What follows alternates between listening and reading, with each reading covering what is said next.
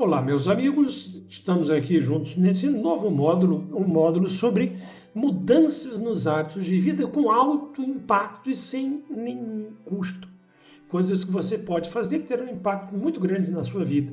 Lembre-se de curtir, comentar e compartilhar e seguir desde o início, para vocês entenderem mecanismos de inflamação, a base das doenças, para que vocês não sejam mais manipulados nem pela indústria farmacêutica, nem pela indústria alimentícia, nem por uma mídia canalha que aí está. Então, e por toda uma cultura de medicalização pura. Eu quero que vocês sejam donos da saúde de vocês.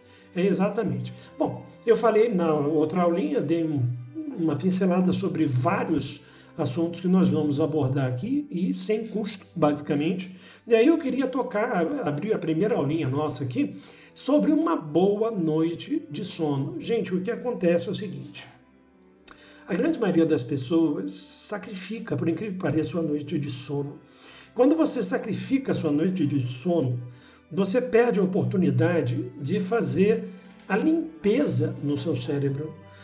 Acontece uma ativação no momento do sono profundo de um processo de apoptose celular, destruindo as células senescentes. Você tem o consumo, a limpeza de depósitos nas células, depósitos esses que com o tempo podem tornar aquelas células disfuncionais, os neurônios e as células de apoio, como células da glia, por exemplo, disfuncionais, gerando doenças neurológicas, às vezes a morte celular, a perda de neurônios e, consequentemente, uma atrofia cortical e desenvolvimento de síndromes demenciais.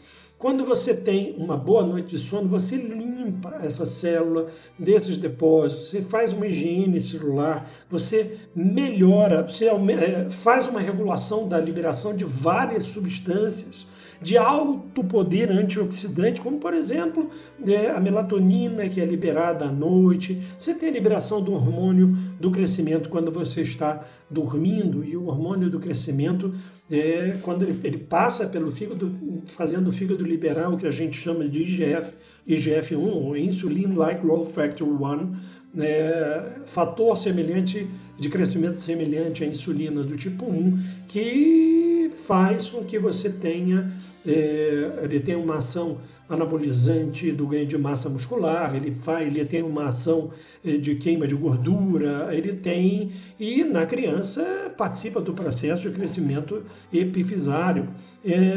Enfim, quando você dorme, e a gente vai falar mais lá na frente, de todo esse metabolismo do sono com muito mais profundidade. O que eu queria começar a introduzir para vocês aqui é que quando você, por exemplo, você diminui 2 a 3 horas da sua noite de sono, então vou ficar vendo série até mais tarde, mas tenho que acordar cedo de manhã, mas só hoje. Quando você faz isso, você já diminui em cerca de 30% a tua produção de hormônio masculino. Só para você ter uma noção do impacto disso. Você diminui em cerca de 20% a produção de... Você fez exercício, dormiu mal, tem cerca de 20% dos ganhos musculares que você teria já foi eliminado. Você simplesmente não tem. É como se você jogasse fora aquele exercício físico que você fez naquele dia. Portanto, gente, dormir bem é essencial. E muitas pessoas acham que dormir bem representa ir ali e tomar aquele remedinho. Nossa, infelizmente, muitos pacientes me procuram nesse caminho. Mas eu quero tomar um remédio para dormir. Eles querem a solução fácil. Quando eu proponho, muitas das vezes, uma série de modificações que eu vou começar a propor aqui para vocês, modificações do hábito de vida para melhorar esse sono, vocês vão ver, muitos ficam zangados, saem de lá com aquela cara de caramba, eu vim aqui esperando o remedinho. E o pior, muitos colegas já entregam direto aqueles remedinhos, né? Benzodiazepínicos. Gente, todas essas medicações indutoras de sono, essas medicações alopáticas indutoras de sono, são medicações que alteram os níveis de profundidade do sono, muitas das vezes diminuindo drasticamente o chamado sono REM, Rapid Eye Movement. Sabe, é o nível de profundidade dos zoinhos que ficam fazendo assim, sabe quando no sono você está dormindo e os olhos estão mexendo? É aquele nível de profundidade. Algumas medicações impedem, diminuem drasticamente. Essa parte do sono é extremamente importante. Então, não é só a cochiladinha, é uma noite boa de sono. E aí o indivíduo vai e toma um remedinho. Pior ainda, esses benzodiazepínicos têm alto poder de dependência química, de gerar dependência química. Quantidade de pacientes idosos que eu tenho que usam há vários anos, se acostumaram a tomar aquele remedinho que o doutor Fulustreco passou. Infelizmente, eles fazem isso e já tem N trabalhos mostrando que como você altera esses níveis de profundidade do sono, você, na verdade, várias fases são lapidadas, são muito diminuídas, o que você tem é um aumento do risco de síndromes demenciais ali na frente. Então, muitos pacientes estão acostumados, aí você vai propor a retirada dessa medicação. Isso gera uma ansiedade gigantesca no paciente que está acostumado a não tomar mais remédio, a tomar o seu remedinho para dormir. Existe uma resistência muito grande por parte deles. Eles preferem viver o risco de uma síndrome demencial futura a sofrer essa ansiedade da retirada da medicação. Pois bem, essa medicação ela deve ser retirada se o paciente aceitar. E eu sempre oferto e sempre digo a ele, calma, não vamos tirar isso de uma vez, até porque se você tira de uma vez, ele vai ter síndrome de abstinência, aquilo é droga, há uma dependência química, como se ele estivesse em dependência de droga. Então entenda, você que usa seu benzodiazepínico há muitos anos com o intuito de gerar, para poder dormir, né, você provavelmente é um dependente químico disso. E você, para retirar isso, vai ter que ser feita uma retirada muito lenta, gradativa, com a colocação de outras substâncias no lugar, para haver esse desmame. São muitos meses com isso, muitos meses de retirada gradativa, para que o paciente não sofra.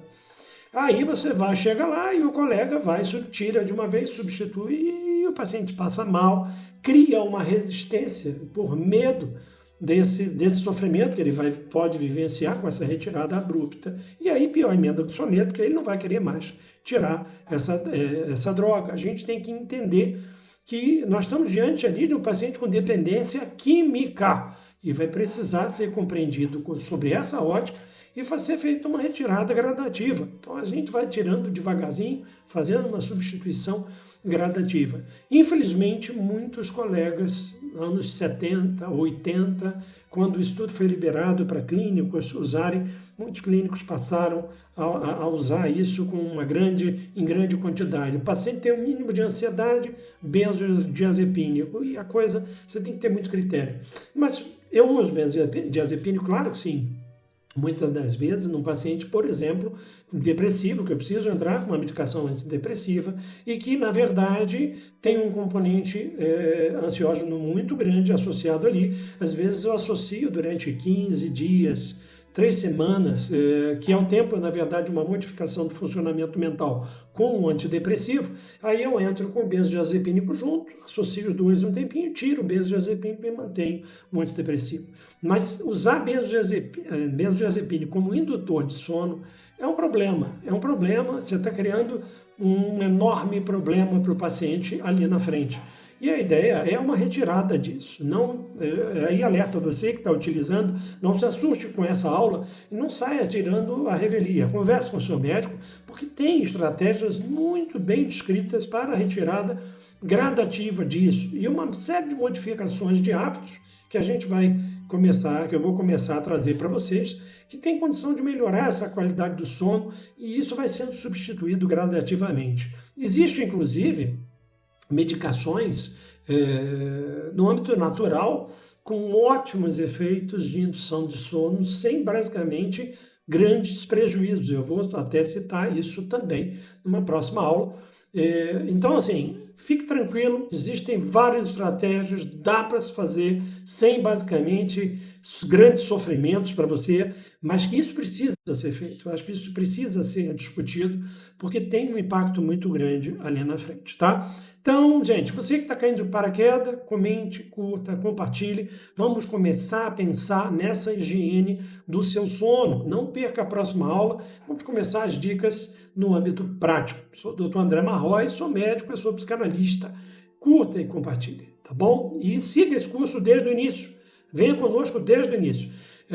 Esse módulo está na terceira aulinha, essa é a terceira aula, vamos à quarta em seguida, mas eu queria que vocês seguissem desde o início, vocês vão ver lá a quantidade de material que vocês vão aprender. Um grande abraço.